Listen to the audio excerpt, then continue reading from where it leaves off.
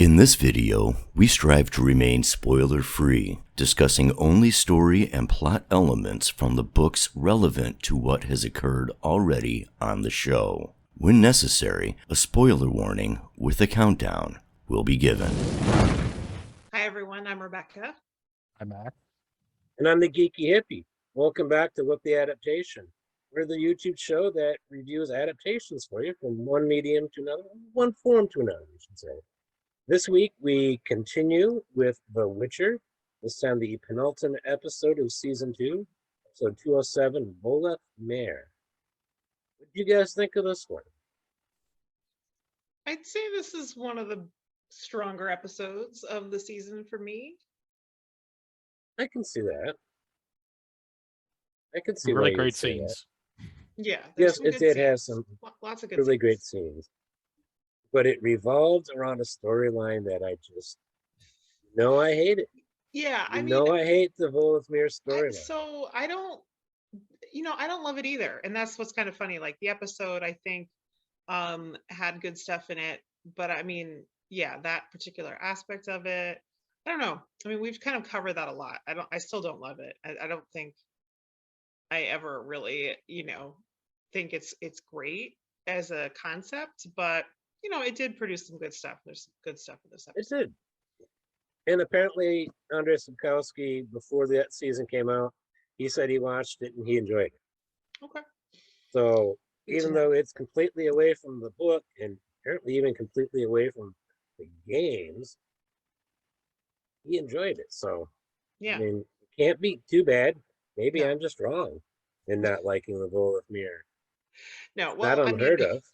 every time she or anything like really direct about her was on screen, I don't like it. Like the voice in the head and like the images of her cackling and her hut and everything. I don't like any of that really. But See, I love the cackling in the hut. did you? Okay. I But don't you're know. weird. It was Well, we're all goofy. weird. So, but yeah, It's like going back to grandma's house. I mean, come on. well, Okay, yeah. maybe I mean, your you did- grandma's like that.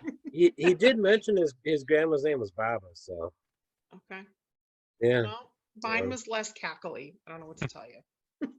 I had a grandmother that could have been quite cackly when she was. Her sister was better at it, though. Well, I mean, genealogy-wise, I can track back to Salem witch trials. So Ooh, okay. Right? Family's been here a while.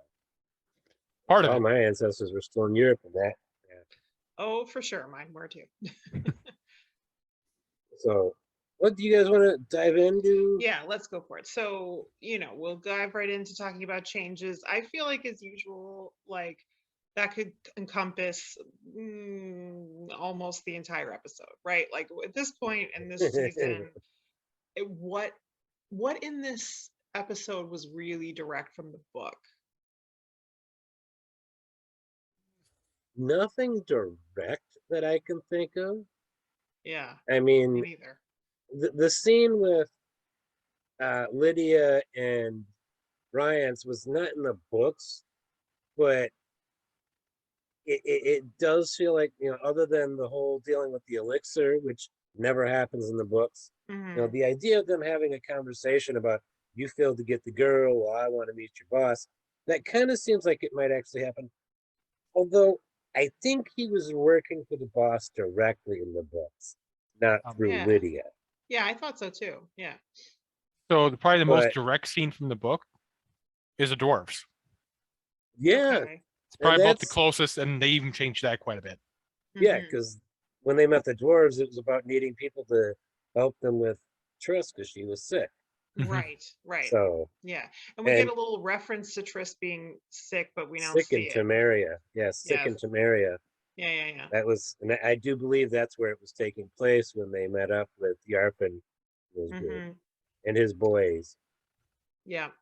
So, basically we could talk about almost anything in regards to it being, different from the books, whether we like it or not. So it's pretty open here. In terms of things I liked, again, I enjoyed most of the episode. So, I could name a lot of things here, but I think for me, I'll pick out something that I liked how it was adapted or changed from the books is just the way that Jaskier was involved in this episode because he had some of my favorite scenes. And you know what?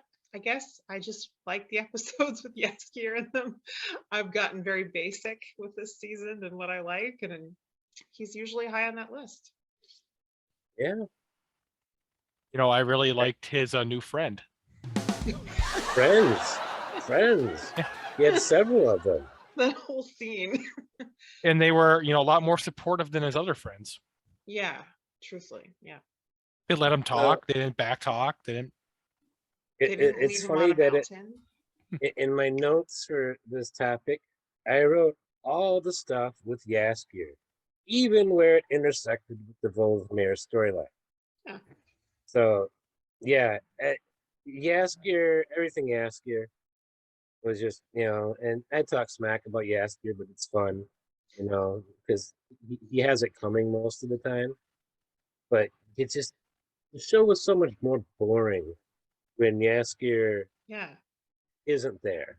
yeah. And he's got to be there with either Ciri or not Ciri, but Yennefer or Geralt. Interesting to see if we get Ciri and Jaskier interactions in the next season. Yeah. Because offhand, in the books, it's canon that they met. I don't think we ever see them speak to each other. We see them meet, but I don't think they actually speak to each other in the scenes. The later books, in the scenes, they're actually there on screen together. Yeah, it could be funny though. I kind of hope they do. I mean, just that one line where he's like father, like daughter. It was pretty good. Yeah, she totally So- picked that up from Geralt. Glenn, what have you got for changes you liked? Well, I mentioned the Jaskier stuff. I like the way they shifted Yarp and Zigrin's story entrance to this. I mean, they still mentioned, taking, luggage or, a caravan for King whatever, not Foltest, the other one I can't think of. And I usually haven't been blanking on their names. I liked how they worked him in. And I like how they finally seem to have ruined Lydia's lower face, bringing her in line with how she is in the book, but you don't see it because she's got an illusion covering. But I like that they put that in there. Other than that, then it's, a lot that I didn't like in the way of changes. But that doesn't mean I didn't like the episode. And that's, like we were saying earlier, that's the weird thing. I don't like the changes, almost all of the changes they've made. But I really like the episode. Yeah, kind of a strange thing, but I So- pretty much agree. Yeah. Which makes me think, am I wrong in not liking these changes? Yeah. Because apparently they worked. And for people who haven't read the books, apparently they worked. So. All right. Well, before we get into that, Max, what were anything that you liked for changes? Well, I mentioned, Jaskier's friends. Yes. I really like that change of him actually having some more friends. Pretty important. I did like what was her name? Fringilla, the scene with her. Yeah, there's some good Fringilla stuff in this episode. Specifically, the dinner scene was probably like one of the stronger scenes with her. As a change, like her whole, I would say her character at this point in the books was like massive compared to books. That scene was great. Is it weird that I kind of sympathize with her a bit in that scene, even though she's doing something pretty cold-blooded? I thought it was awesome personally, because at least General Hake had it coming. Oh my God, I hate him. So Yeah. the other guys, I don't know. I guess they're in league with him. So And maybe- lady. Oh, The one you're pouring right. the drink was a woman. You're right. One of them was a woman. Yeah. But yeah, Hake was. Every time he was on screen, I wanted to punch him. So. I say if we think about it, wasn't it just last episode we had that whole poisoning scene too? Yeah, beginning of the episode in Redania, and with Unless that was 2 episodes ago. I can't remember. Yeah. I'll have to look. I'll put it on the screen right here. I like those scenes. They were fun. Okay. So, as far as any changes that we didn't like, again, there's plenty of things to potentially talk about here. I mean, yeah, like I said, I don't have a ton to say on this because I feel like it's somewhat things that I've already said. Like I have some things about the whole Deathless Mother edition that I just don't particularly enjoy. But as we were saying, like I still like the episode and it was very centered around that. So, I mean, the things that are just kind of to me that I didn't like or just kind of goofy about it. Like to me, it's goofy that like, you know, she's like cackling in people's heads and we get like these like images of her sparking off screen and Yeah. the hut thing looked ridiculous and silly to me, but It was extremely dark this episode too, it seemed. yeah, I mean, and then the other part that's just like tough about that aspect is, you know, what this means for Yennefer and you know, that we're gonna have to kind of get a big turnaround to kind of get her to where she would have otherwise been in the source material. So it's asking a lot, I think, of the audience to have her, you know, just, I mean, in this episode, she does a pretty big turn where it's like, you know, it's not even entirely clear to me, I guess, like where and when the turn happens, because it seems like through most of the episode, she's pretty much like getting to know Ciri and bonding with her. And like, she doesn't like really change what she's doing until like the last moments. It's a lot to ask the audience to kind of go along with that. So, Yeah. You know, one thing I would mention is that first season, if you kind of look at Yennefer's arc, it kind of has a very similar parallel here.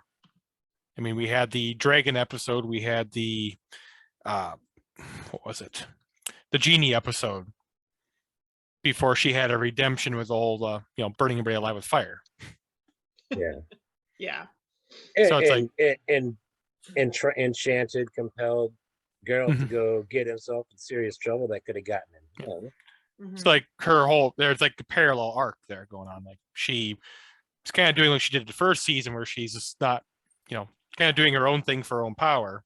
Yeah. I And mean, then she Yeah. tries to redeem herself. yeah. So do you think do you see that as like consistent or do you see that as like repetitive, like retreading ground that's already been tread? Both. Okay. I mean, fair. Yeah. It's a bit of both. Yeah. For me, I didn't even really notice or think about that aspect until Max pointed it out. So I mean, when they do it on season 3, then we'll have the 3 again. yeah, then we'll see it. Then we'll really see it if they do the 3rd season. Okay. I can think of certain shows that, even book series that were just repeats of the previous one. Yeah. Can't do that too Especially, much. don't read David Eddings if you don't like that. Well, Garrett and the Moraine are the same freaking story. They even talk about it. Didn't we do this before? Yeah, we did this before. It was ridiculous. Okay. It's changes I didn't quite like. Mhm. Considering everything in the episodes pretty much changes. Part of basically where Geralt actually finally meets up with Ciri kind of didn't make a lot of sense in like timeline and everything else. Oh, okay. Just That's like all of a sudden he's like there. Like, the hell? I have 2 sentences for dislike. Still the Voleth Meir storyline pretty much in its entirety, and travel times by everyone this episode really made little sense. Yeah. It was some Peter Baelish shit going on. You know, it was just, and it was magical timing, like Taveran timing, Yeah. that Geralt showed up with the dwarves right there when he did. And And then they heard the horns and like, oh, we gotta rescue Ciri. and there was another, you know, thing that was just really weak for me was the horses being at Zola's house. Zola and Jurgen's house, Hmm. Jurga's house, at their farm. I mean, we don't know how long they were dead, how recently Ryan's had been there, but I always got the feeling, especially in the book when it's referenced that house got taken down, Oh, that speaking of it was a while ago. So nobody's Yeah. stolen those horses, or those horses haven't managed to get off the hitch, or just died from starvation. And I'm like, there's that. So I thought it was really convenient, the horses So being there. speaking of inconsistencies, that whole scene with Ciri and then the troops like coming out of the place after them. Mhm. Out I'm of like, Cintra.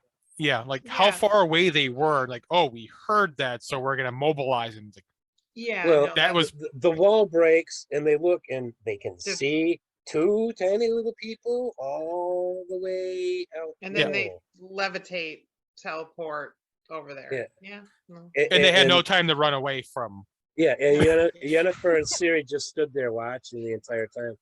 You think we should run? Nah. Nah, they might Wait not 'em be out. coming for us. They're going for somebody else. I mean, when you mentioned Tavera, and it's like compared to some of the weaknesses of the first season of Wheel Time, I don't think we had this like travel jumping issue like we No. had in this so far. No, I Or mean, most of the time jumps this season have been well done, Mhm. but this was sloppy. Yeah, And well, it that's just- fair. There was a lot of weird stuff like It that just in this episode. too much convenience on that and the horses, especially. And that it was Cintra that was the nearest outpost because, yes, Yennefer was trying to trick Ciri into going someplace, but she didn't know where. But that the house was closest to Cintra, so when she said, "Where's the nearest Nilfgaard outpost?" she had no idea where they were. So she had no idea that it would be Cintra. I mean, So I Mm, felt that was a yeah. little bit of a convenience too. Hmm. But still, I really like this episode. So was there anything that we didn't cover, Glenn, that you wanted to add as far as changes that you didn't care for? Well, not so much. That's all I've got written there. But they do raise some issues that All might. right, go for it. I mean, we talked about the time travel. That probably won't cause any problems because it really just sped the show up, obviously. Yennefer's even more after these events.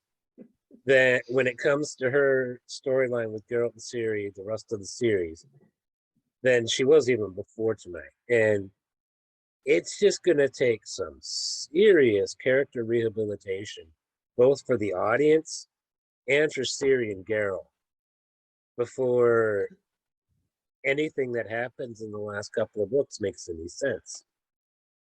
I mean, even for the rest of what we're reading with Blood of Elves and even Time of Contempt, where we've all read up to, you can already see where a lot of it just doesn't make sense now with the position she's in with them.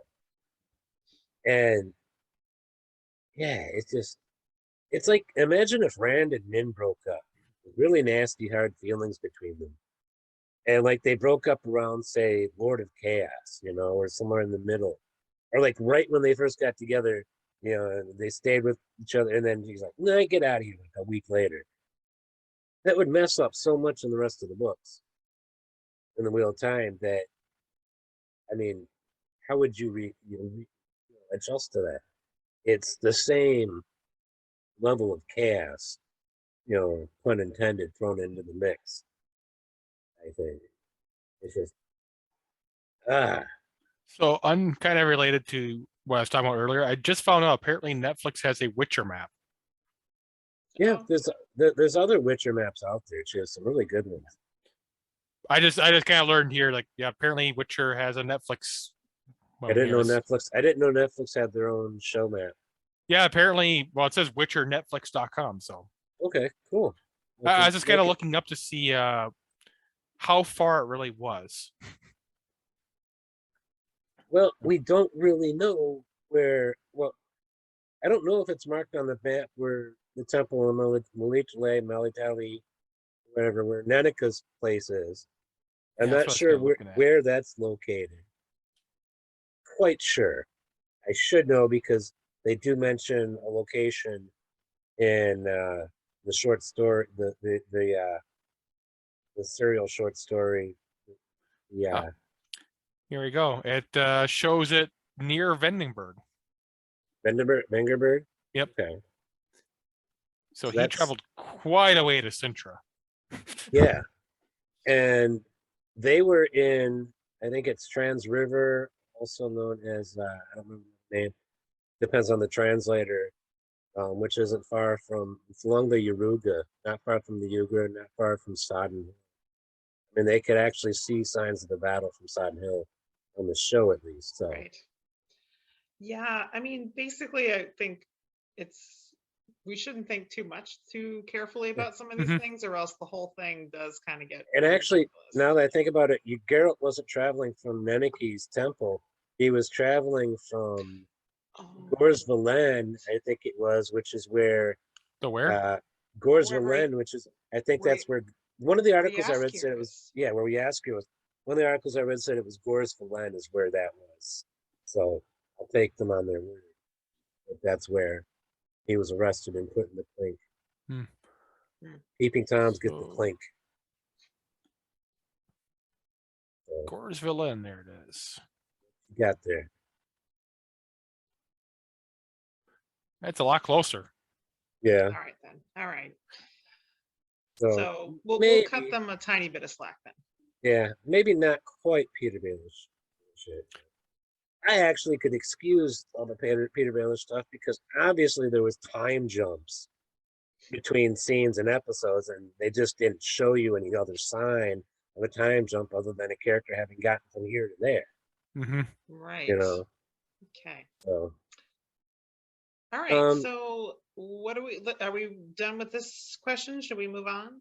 Yeah, even part B with fixed and sped up. I don't think there was anything other than what the time travel did. Yeah. Well, not time travel, but Just teleportation and convenient timing.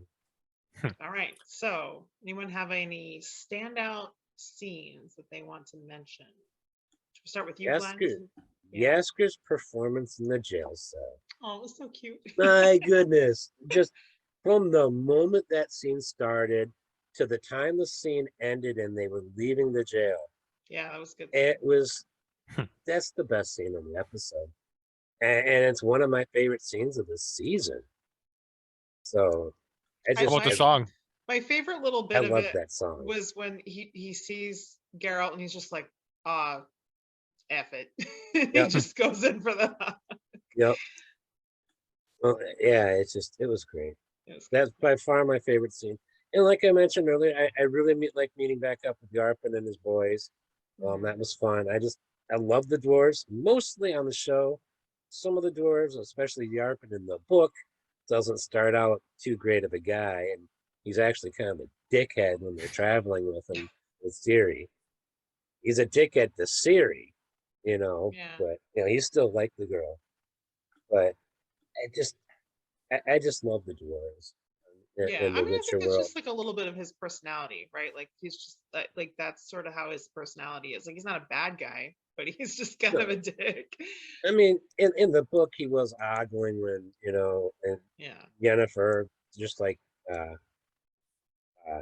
Dandelion was, and him and his boys were chuckling at some of the really nasty suggestions the other guys were making. I mean, I think there's just like a fair amount of that in the books, right? Of just like sort of casual, especially early, sexism. the short story books. Casual sexism is quite common. All right, Maybe that's just the world. Yeah, I guess. Max, did you have another favorite scene, standout scene? I mentioned it earlier, the Fringilla one. Yeah. Time stopping. With that was stabby stab. The paralysis. The stabby stab scene. Yeah. The paralysis didn't quite work like paralysis would, especially the moment she killed the person, because they wouldn't be stuck frozen there. They would have fallen over. But I guess. I love it. Magical paralysis. It's magical. Yes, that's what I was thinking. Maybe it was a magical potion she used Nightshade with. I mean, I think there's something going on there. And use some transitive properties of the Nightshade into the magic potion. So who knows? But I like the fact I noticed it when I was rewatching it at the early part of the episode, right after he tells Cahir she should learn that she's not their commander. he then turns back to her and gives her this cheeky wink. And Not it's the cheeky. very I mean, not cheeky. cheeky. Cheeky's not the right word. Cheeky makes it sound cute. This is not cute. No, not quite cheeky, but I don't know the word I'm looking for. Just this, like, Rude. yeah, he gives her the with that eye, and that's the eye she goes for when she goes stabby stab. Just like you wink at me, I will stab that eye out. Stab, Yeah. stab. And he had it coming. Don't know yeah. the other guy. Don't know the other Yeah, generals. I don't know if the rest of them totally had it coming, but you know what? She's winning me over. I'm way more sympathetic to Fringilla. So, you know, maybe Yeah, I've maybe it's the become more. actress, maybe it's the writing for her. I don't know, but I'm kind of on her side. I think it for me when I think the turn for me with Fringilla really came with the baby. Yeah. I mean, there was hints of a turn there for me when her and Francesca had the little conversation about never having had a partner.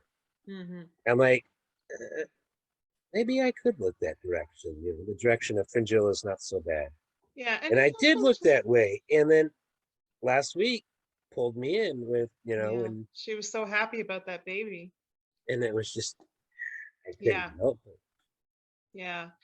And you know, I think it's also just seeing like throughout the season, it's like, I mean, she's kind of just been screwed over one way or the other, no matter what she's ever done. And like, you know, she tried to like dedicate herself to this cause, like, you know, she put in all this effort and like, look at where that gets her, you know? And it's just, anyway. And we'll have more to talk about that next week. Oh yeah. Yeah. There goes all the love for her, right? Yeah, I've had to Well, yeah. rewatch. I've had to rewatch the whole season. I just couldn't stop after last week's episode. So like twice this week, I've watched the season finale Mm, when I really shouldn't have because I didn't want to get ahead of myself. yeah. Glenn's starting to dream of huts in his sleep. Yes. So yeah, I don't really have anything to add because I think those two are very strong scenes. I mean, I will just say like I enjoyed a lot of the scenes with Yennefer and Ciri in this episode as well. Like I just think that their bonding scenes were strong, which you know kind of makes it suck a little bit more, you know, where we're going with all this. But you know, I did enjoy them. Yeah, Anya did a great job of showing her starting to fall for the charm Ciri has. Yeah. You know, I mean, I think she can relate to her, right? There's similarities that they have. There's things that she kind of feels a kinship for her. And so that was well done. And also, you know, I still think that, you know, the fact that she's important to Geralt has a big influence on that because she's in love with Geralt. I mean, even Ciri saw it when, you know, when she's, you know, rattled up. What was your relationship? And she was like, this, and that. I'm like, sounds like love to me. And it's like, So what did she said? Longing, regret, hope, and fear. Yes. And I think that was a nice, like, succinct, you know, well-spoken way to say it. And that regret, sure enough, this episode. You know, one other scene I would have to give a shout out for liking is the combat scene with Yarpen and his men. It is very much giant killers with them. Mm-hmm. Yeah, but their tactics were very much about pulling men down on the ground and using teamwork like splitting logs. Yeah. Okay, but so Glenn's going to add the asterisk here, but no, I did. Overall, it was a good scene. Did you see the pictures I put in the chat? Yeah, I did. But I found a third one that goes before those two when I was rewatching. The first shot of that dwarf in that scene, he's carrying the spear or the polearm, the short polearm. Then he's empty-handed with his knife or sword at his side. And then he's carrying the spear again in the third shot with him. And I'm just like, if we were doing Dragon's Fang for this show, the continuity director or just the director themselves and the story editor would all be getting the Dragon's Fang because that's just. And what's the one that bothers me is the shot of him going there, attacking with no weapon in his hands. It's in his sheath. And he's at the front of the he's like there at the front. He's like the first guy to get to the enemy. I'm just like, this didn't make any sense. I mean, yeah, there are parts of it I like the dude getting his head chopped off and the head flying up and then landing in Dandelion's hands. That was just funny. But it was just, it's like everything with the Asker this episode. It's just been gold. Scenes that stood out in a bad way. Does anybody want to go first? Have one that they're just dying There's an to jump into? obvious one. Okay, go for it. Dead baby. Oh yeah, no, that's that. Oh yeah. That's it. That's it. That's. I mean, it had to. You have to say it because it's obviously the worst scene. I mean, from a filmmaking standpoint, it's not a bad scene. From a story standpoint, no, but it's just not a scene it's just horrible. Anybody ever wants to see. No. But I'll say also from just like the problem I think with doing a scene like that is, okay, nobody wants to make it like grotesque, right? We don't actually want to like see someone, we don't want to see exactly what happened. We don't really want to see like the gruesomeness of it. But at the same time, like they didn't want to linger on it. It undercuts it a little bit, right? Like, Yeah. I mean, it's horrible. And we know it's a horrible thing. We don't actually necessarily need to wallow in it or have our hand be held through that. But at the same time, I think his bloody hands was bad enough. And but I don't know. I didn't even notice the bloody hands and the blood on the blanket that the baby's wrapped in until this afternoon watching it. And I'm like, oh, okay. Because I had been thinking the baby was poisoned or something, because I thought the whole person coming in with the dagger was just like a nightmare and like not really a premonition of what's actually going to happen, but just like symbolic, your baby's in trouble. And so I always figured it was poison for some reason. I don't know why. That's just what I had in my head. This is getting bad, but like, who just like stabs a baby or whatever? I mean, unless it's Deadpool stabbing baby Hitler, I have a problem with it. That was actually shooting baby. I don't think he even did that. So no, I don't remember if that scene played out the way everybody expected. I'm pretty sure he chickened out. Yeah, I can tell you that's why we know time travel isn't real, because nobody's gone back to kill Hitler yet. Referring to that whole scene with the baby, kind of unrelated to The Witcher is Critical Role, the big show on Twitch about D&D. They kind of got people mad at them because they had a child death scene. Okay. And people are very, very, very upset over that. Yeah. And they're calling like, you need to have like how do I put it? They were saying like you need to put like a trigger warning for this kind of thing. Yeah. And I don't recall one for this episode. No, there isn't. But Netflix in the past has done that, especially with that one TV series about the suicide. 13 Reasons Why. Oh, yeah. I never watched that. They had like every other episode was this kind of warning or something. Yeah. Yeah. I think even the miniseries of BSG at one point on Sci-Fi Channel was putting a content warning coming back from the commercial break just before when Caprica 6 snaps the baby's neck in the carriage. And Trisha Helfer's own sister couldn't get past that episode. And so she's never watched any more of BSG other than up to that scene. Even though her sister became a star because of the show. Yeah. Yeah, no, I don't have anything to add because that was my scene as well. Like, I also don't like the scene with Vizimir. I mean, I don't know if it's the actor just doing a really good job, because I've got him listed for worst actor. Wait. Vizimir. We're talking about Vizimir, not Vilgefortz, right? The skinny king with the curly hair and the scraggly goatee. I don't like any of those scenes either, because they're just like, I'm just like, why am I watching this? Yeah. And I don't care. I don't remember the scene, and I watched it today. I didn't know what you were talking about. Because like when you said Vizimir, I'm like, are you sure? I wasn't sure if you meant like the Vilgefortz scene, because that was like more memorable. But like, no, you're right. The Vizimir scene. I hate his name. All his scenes are pointless. So yeah, good point. I don't mind the inclusion of Dykstra. I actually kind of like. I mean, they couldn't have done the show without Dykstra. Dykstra has to be there, I think. Depending on how much they plan on changing in future seasons, at least. Yeah. I Anyway, do include that first scene with Vilgefortz and Tisea. But I'm talking the first scene with him when he tells her she's wearing too many clothes. 'Cause yeah. I get a really ick feeling at the idea of the two of them together. That's a ship that I go, no. I don't get No. them either, and maybe we're not supposed to, because like the scene, yeah, because that's a little bit weird. And then like the other scene, like he like yells, and then he's like, I always like thought of you as an equal partner, and he's like kind of like trying to guilt her into that, like she doesn't treat Very him that passive way. aggressive.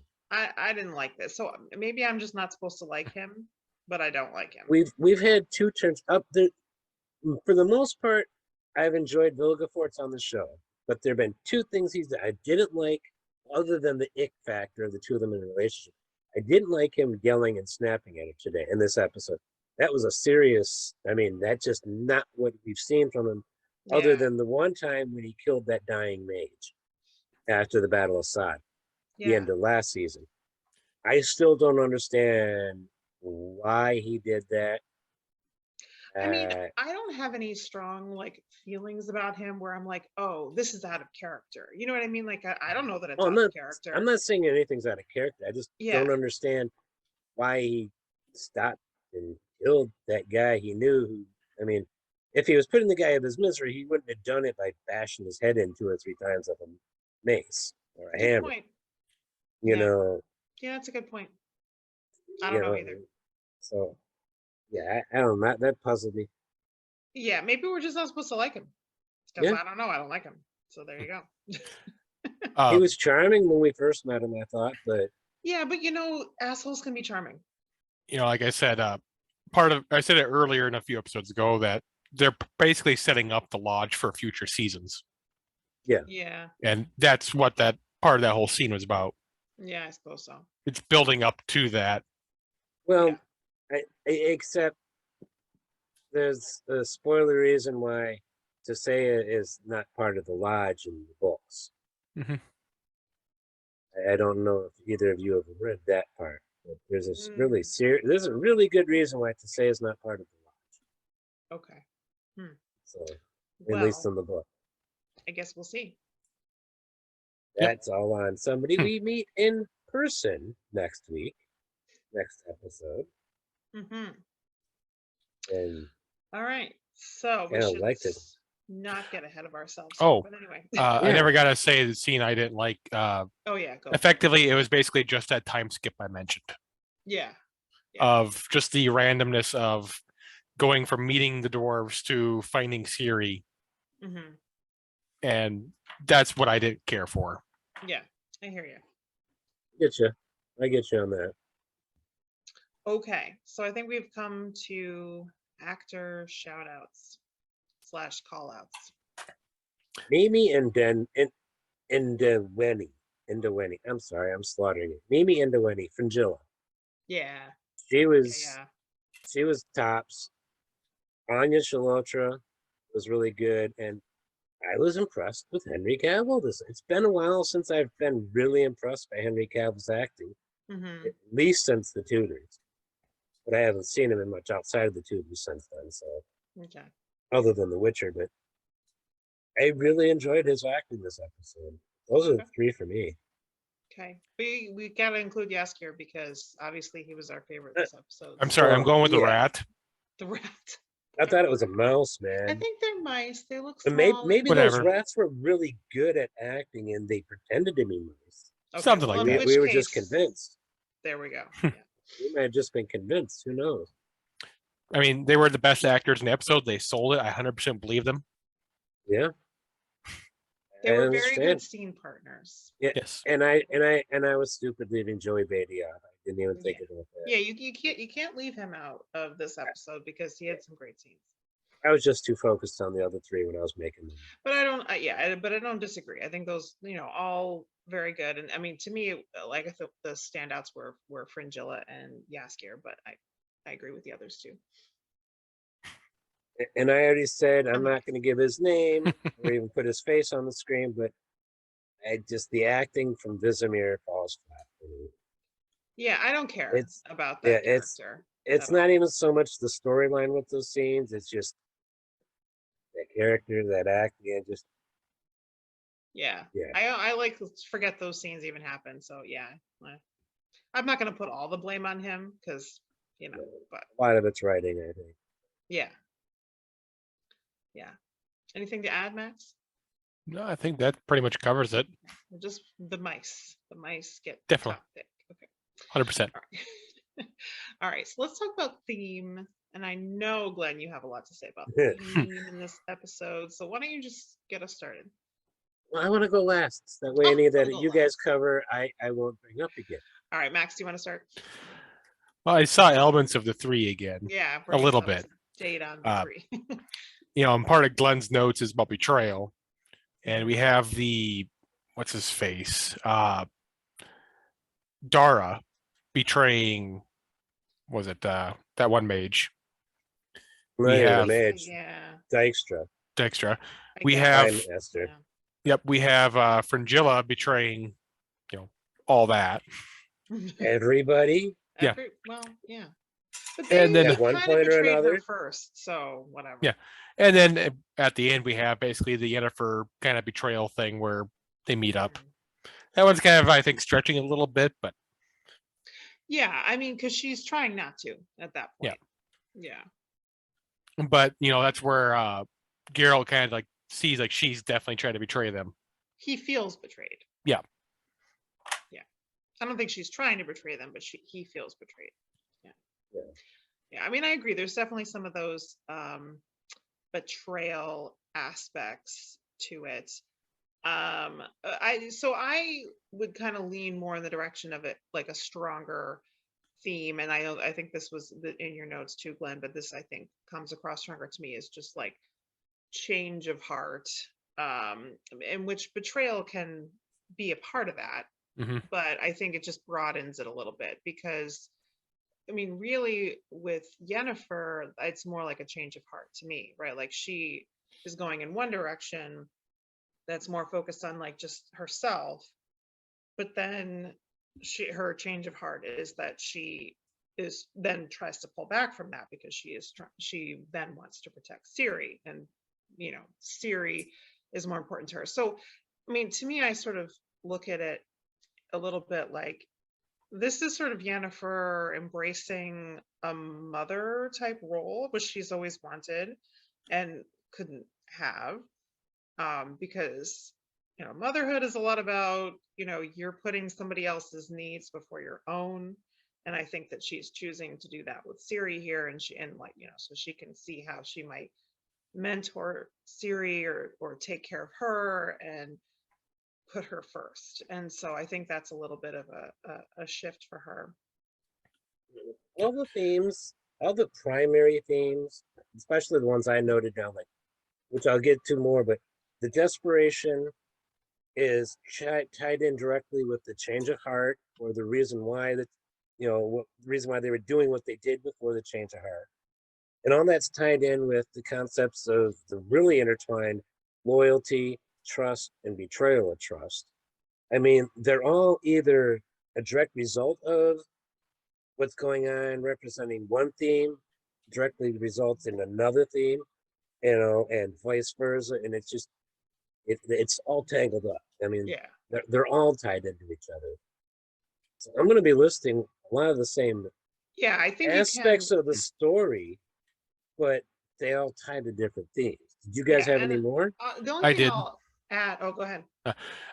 Another part of the 3 is we have Yerpin and Geralt rescue Ciri. We have Geralt rescuing Dandelion, and the rats rescue Dandelion.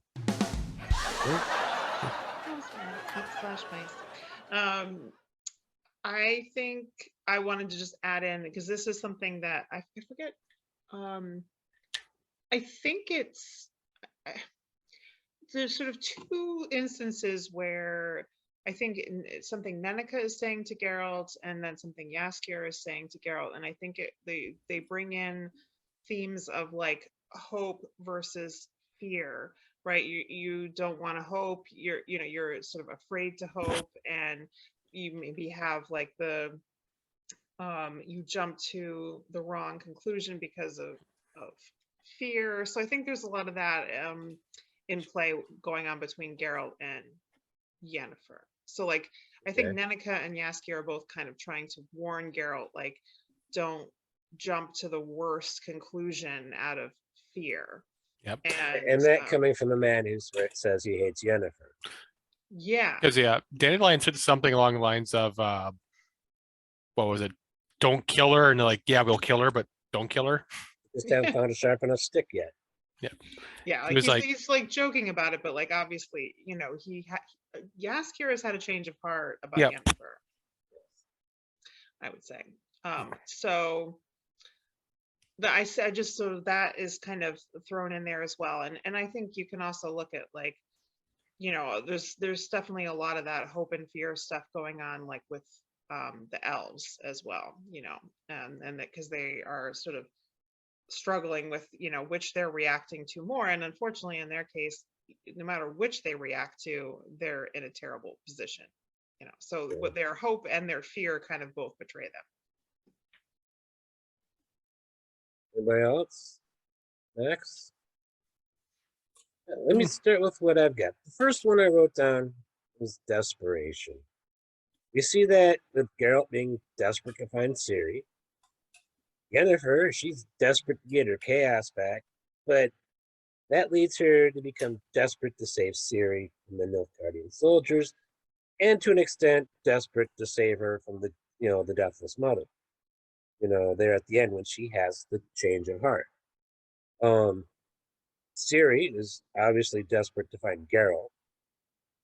Fringilla is desperate to keep the elves on her side, which is really just Fringilla being desperate to, not so much keep power, but keep herself safe from being shot down by him here.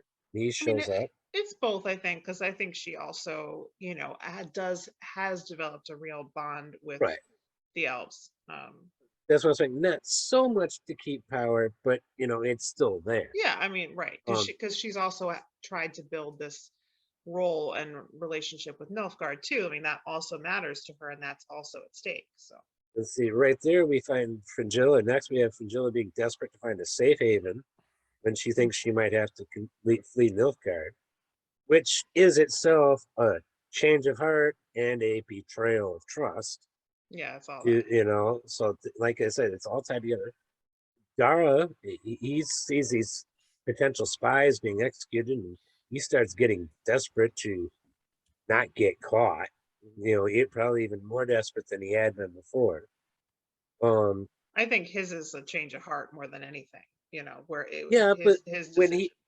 he looked at that girl that had just been hung, there was I saw some desperation to get out of that situation Yeah, I think on but his the face. way he explained it, I saw it more as like, oh, I'm complicit in this. Like, this is There's, actually, yeah, I don't want to be involved in this. This is not what I thought I was signing up for.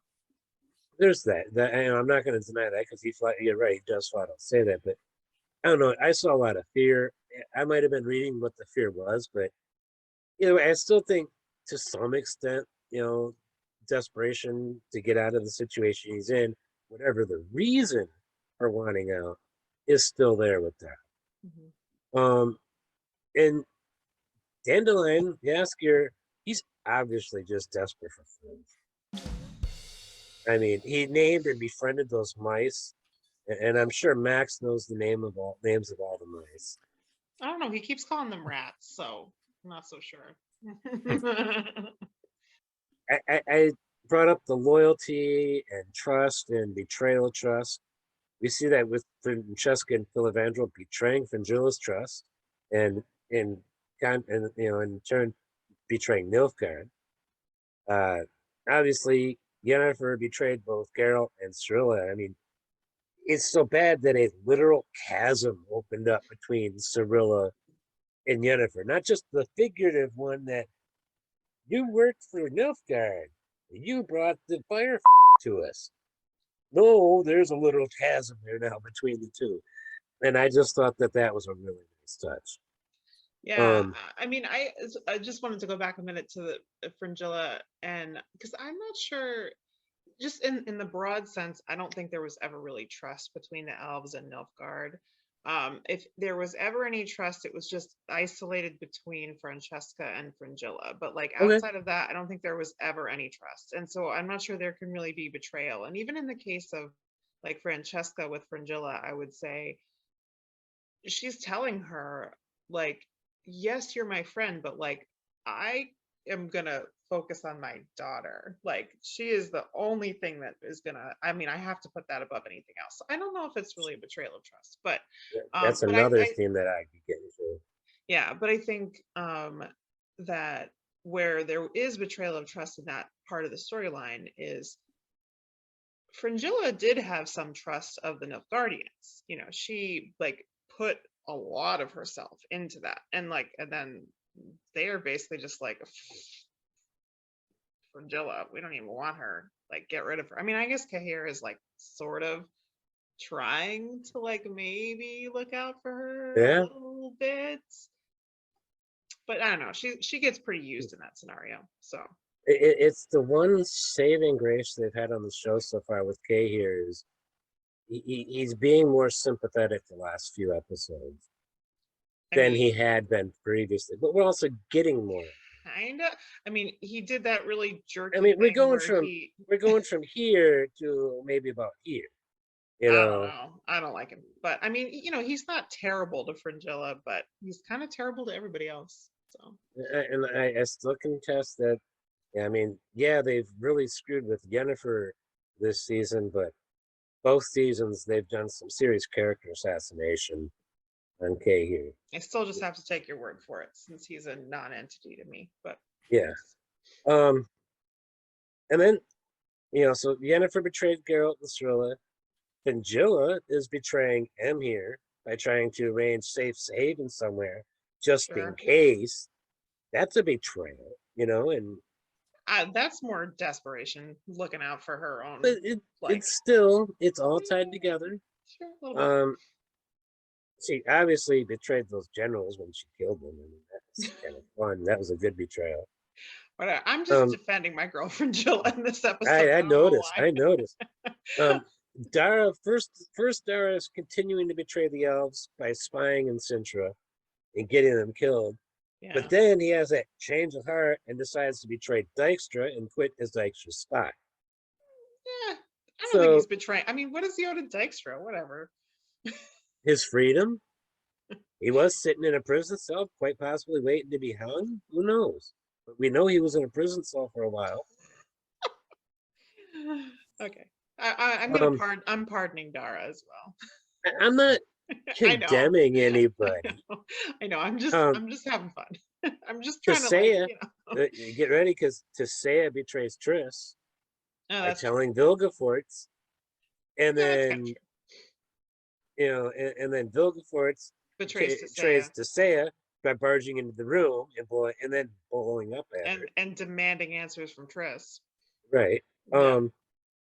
Then there's the ever ongoing betrayal of the Brotherhood against each other.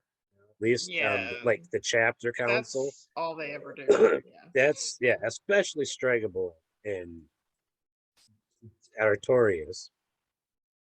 And then we have the really big one that really screws several people, and that's Voleth Meir betraying the pact she made with the women. Well, revealing that the way the pact was made was kind of screwing them over, like any pact with the devil. Don't trust demons if you don't want to. You just don't make a deal with the devil. Faustian pacts are never good because it doesn't go well. No. A whole bunch of them under change of heart. Yennefer obviously having her change and changing her mind about turning Ciri over to the Deathless Mother. Ciri changing her mind about trusting Yennefer. She had been trusting Yennefer. We mentioned Francesca and Filavandrel, their turn against, you know, the Nilfgaardians and Fringilla. That was a change of mind there about fighting for Nilfgaard. Fringilla deciding she might not be able to stay in Nilfgaard. She realized, this might not be good. Maybe I don't worship the White Flame as much as I thought I did. Dara changes his mind on being a spy for the Redanian intelligence. It was a great news agency for movies and for TV shows. They've done a lot for Witcher and The Wheel of Time. They broke some early stuff. I'm much more interested in the website Redanian Intelligence than I am in anything to do with Redanian Intelligence. Yeah, I fully understand. I don't like the Redanians anyway, so I didn't like them in the story, but the website is great for news sources. Yep. Jaskier's change of heart on staying mad at Geralt over Cairngorn, or the whole thing with that fight there in the mountains, despite making him walk down the mountain. Jaskier is changing his tune, and Yennefer speaking out in her defense. I couldn't help but look at it. Ryance's decision to give Lydia the Witcher mutagen. He wasn't going to hand that over. And then he changed his mind. That's a minor one, but it's still, it's just another thread of the story. Like Artorias' decision that Tissaia was right, after all, when learning of the result of the elven baby's birth. In there with change of heart is also regret. This regret is a large part of why many of these people, several of these people, make their change of heart. And it's also mentioned in Yen's description of her and Geralt's relationship, and she was talking with Ciri. One of the major themes of their relationship. Yes. The other theme that we've touched on is family, whether blood family or found/chosen family. I feel like you're jumping ahead though. No, I hear you. Yeah, there is Fringilla's calling it family loyalty from her uncle Artorias. And then you got, I mean, they're almost all tied to Geralt, but you got Geralt and Ciri, found family. Geralt and Jaskier, found family. They're brothers. Whether they get mad at each other or not, they still come back. Geralt and Yennefer, that counts. I mean, your spouse is found family. You know, the person, your lover. Geralt and Yarp and Zigrin, it's a little bit of a stretch, but I could say that they're kind of like brothers on the trail at least. Well, Yarpen's men are family of Yarpen. Yeah, they're his boys. And then, you know, the one who's got the most found family is Tissaia, with all the girls she taught. She sees them all as her daughters. Really, at least the ones who, in this episode, though. The ones who graduate, you know, become maybe like a little bit with Triss, but it was with Triss, but it's also something we've seen carried on. It's carried on from earlier, you know, and I think even something was mentioned in this episode about the way Tissaia kind of dotes or, you know, takes care of her so much, referring specifically to Triss. So those were all the instances where I found a theme crossing different storylines. I mean, I definitely said, I said it before, I'll just repeat. I think the change of heart theme is very strong. Like, I think that's like across the board, almost everyone has some kind of a change of heart, you know, in this episode. And that's super strong. So I agree with that. And I think a lot of the other things are just kind of like woven into that in one way or the other. But yeah, definitely a good thematic episode. I believe, if I remember correctly, the words that I wrote down to label each category of theme, each theme that was going on, are actually words that were used in the episode too. Desperation, I believe, is used. Loyalty, trust, betrayal, change of heart, and family all were used at one point in the episode. So I kind of got them literally directly from the episode even more. So. Anybody have any other things that they wanted to bring up or point out? Because I had some interesting things that I noticed. Who's Lydia working for? And is it the same person that she's working for in the book that Ryan ends up working for later? Is that the same person who gave him help by portaling him out of Kaer Morhen? And even I think he might have needed help portaling out of the tavern after the fight with Yennefer. Maybe. That might have been his, in the book, that was his own portal. That wasn't his own portal.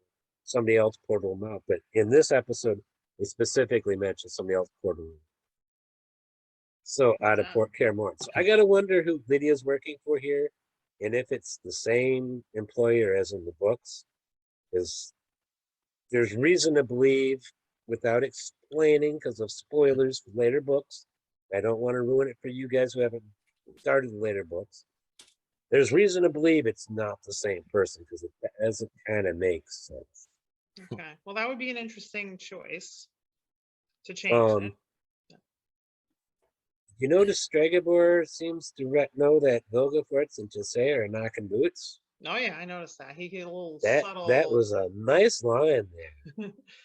Yeah. I don't know if he's good at spying, deducing, or did everybody at Aretusa I know? mean, I wouldn't be surprised if everyone knew, because like, I mean, there aren't that many of them there, and like, I don't know if they're trying to hide it. So That's true. I I had a just don't want to gripe. give Stregobor any credit. So Right. I have a gripe that on a technical aspect, I've mentioned contact lenses for coloring eyes before, mhm. but okay, if you're gonna do that, don't have a bright light shining right into their eyes when their pupils would contract, but instead they look like they're tripping on acid, you know?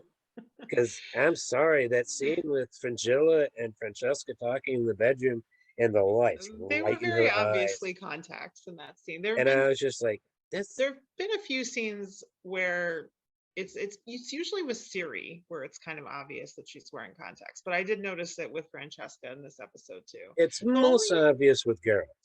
Well, yeah, his are really obvious, but I kind of give that one a pass just because it's supposed to be unnatural looking. Yeah. Like I mean, Ciri's eyes are supposed to be natural. I assume Francesca's eyes are supposed to be natural. So like they should look normal. And they managed to turn Anya's hazel eyes a wonderful shade of I was violet. gonna say those are the only ones where I'm consistently like that just looks like her eyes. Like those always look good. Those I can look at those eyes. Those are amazing. Yeah. I guess I'm a sucker for violet eyes. I mean, well, who wouldn't be really? Does Dykstra know where Kaer is? Because he seemed to be referring to, when he said that line about coming out of the mountains. He did seem to have a suspicion of where Tisea, not Tisea, where Triss had been. Yeah. I noticed that too. I don't know. Let me see what other things. I gotta say that calling Jaskier by the name Jaskier is not making much sense when he actually also introduces himself as Julian Alfred Pancratz, Viscount de Letna.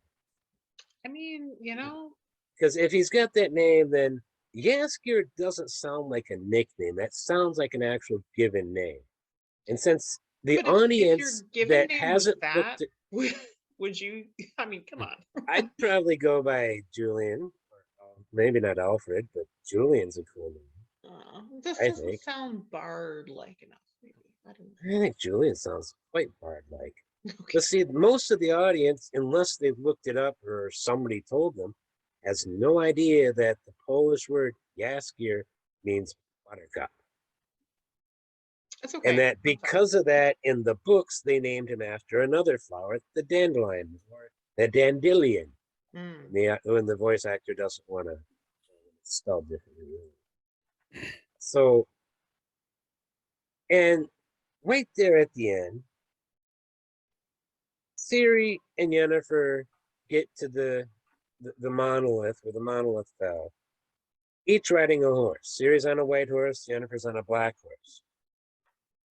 When Geralt tells her to go, she leaves her horse over there with Yennefer's black horse and gets on Geralt's horse and rides away. I don't understand. Why didn't she get on her horse where presumably, she had anything that, she didn't have in pockets that she did happen to pick up on the trip, like maybe food, in the saddles of that horse. And now she's taking Geralt's stuff. Why didn't she just leave Geralt with all of his stuff and take her own horse? That was a really puzzling director's choice. And I just had to bring it up because I'm pedantic that way. And I think that's it. I mean, I mentioned everything else on here at some point, so I don't have any other complaints to make that don't actually fit in with any of our typical questions. I'll say this, If I was rating accuracy, it would be a 0.1. Oof. It's the worst yet. Yeah. Enjoyment of the episode, probably a 7 or 8, somewhere in there. Yeah, pretty solid. So, yeah, and I guess changes can be good. Yeah. I mean, yeah, like I said, for the most part, I think it works. You know, there's some things that I'm still iffy on, but you know, for the most part it works at this point. I'd say at this point in the season, it's working. We got one more episode to go. Mhm. Yep. Next week, the episode Family, season finale of season 2. And then everybody will be moving on to our next show and next series that we're very excited. Becca, you want to tell them what we're doing? Yes, we're going to be doing The Expanse. So reading Leviathan Wakes, talking about first season of The Expanse. That sounds like a lot of fun. We'll be having more guests, some new guests as well, including one possibly from down under. That should be fun. We'll have to figure out a time to record that. So, thank you everybody for watching. Please leave a like, subscribe, and maybe a couple of comments. That's a bit of an improvement there, Max. Sorry, Max. I'm just being rotten to you tonight.